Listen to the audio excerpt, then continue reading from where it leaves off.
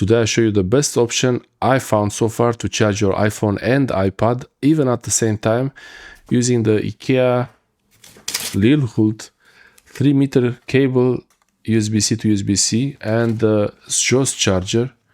This is the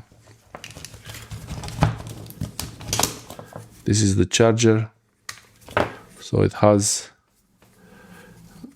this charger. The Sjoss charger can deliver 45 watts power delivery, and you plug in USB-C cables into it.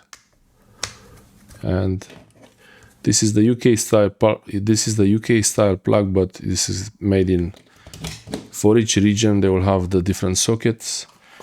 And this is the Sjoss specifications, the charging options for one port.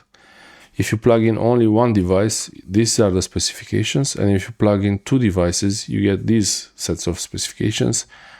It's more power. You can get 45 watts when you plug in one device, but you cannot get for both devices 45 watts because it's the total, it's the maximum. That's the charger.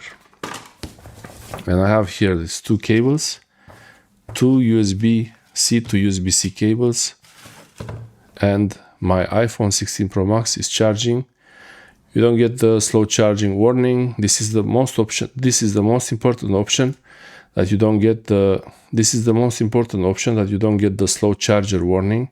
And to check that, you go into the settings on your iPhone or iPad and then look at battery, and here you see the option there. So this is how I'm charging my iPhone from now on, using the Ikea 3-meter cables. These are 3 meters, they're really long, and with the Sjoss USB-C to USB-C charger.